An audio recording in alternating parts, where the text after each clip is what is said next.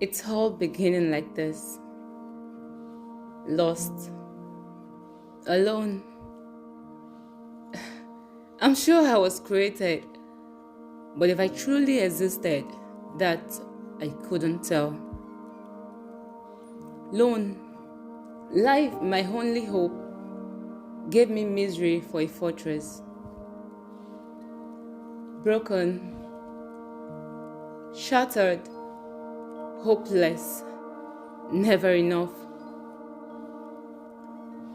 But here he was, an end to my beginning, or a beginning to another end.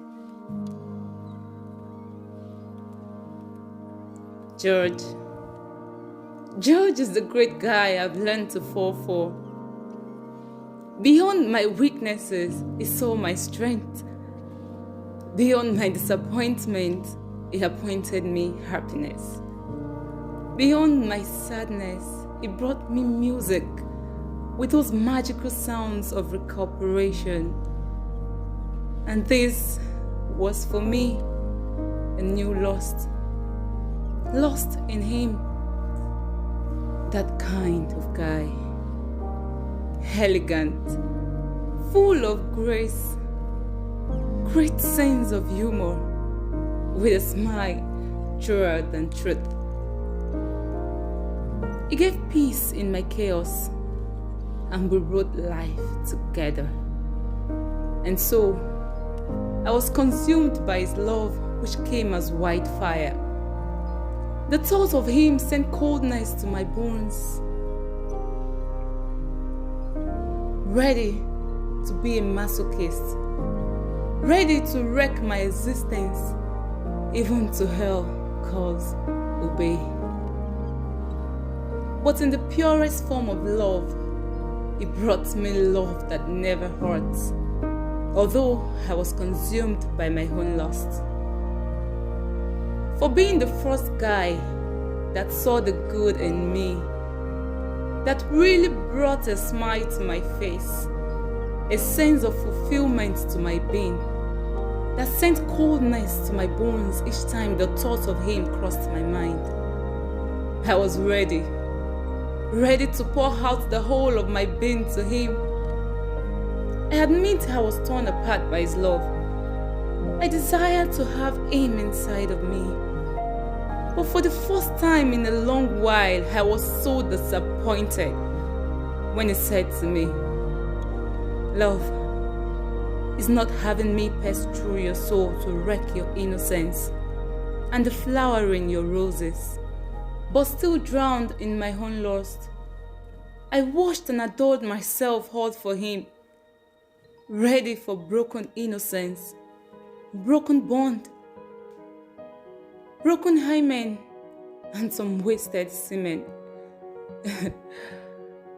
It still made me believe that mourning was not the perfect sound for love, cause it stole the mourning of many while leaving them mourning. More heartbreak was when I desired him inside of me, and he said, "Love is not a sex style, but a lifestyle. And dating does not mean dirty." He said, "Courting does not mean we should be caught cutting the hymen, cause we may never be able to stand the courts of heaven. And that relationship was never a ship built for lust where the sailors are lost in their own lust." And sure, he made me realize that the bed is not a stage where love is proved, but the world is. It made me understand that love does not create tears, pains, and regrets, and that it doesn't imprison one in those prisons of pains and hurts where regrets are inevitable. Although I believed him, but I still wanted to have a feel of what I never truly felt for once. Shunning all cautions and repercussions, I wanted us to play it smart. But he said, "Why not play it right than play it safe and smart?" He asked me, Why forfeit the glory of tomorrow only to live for the moment? And so he asked me that we allow our hearts and minds to be filled with true love that is kind, patient, and does not rejoice in the wrong and never clouded with deceit. And so he took away all of my fears and failures, covered up for my weaknesses, and motivated me for the glory of my dreams. He gave me a new start, and I'm about to take the stage in all boldness and purity to live rare.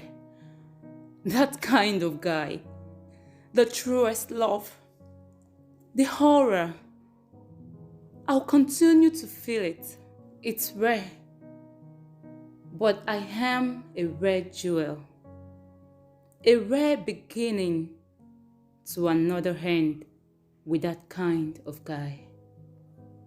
That kind of guy.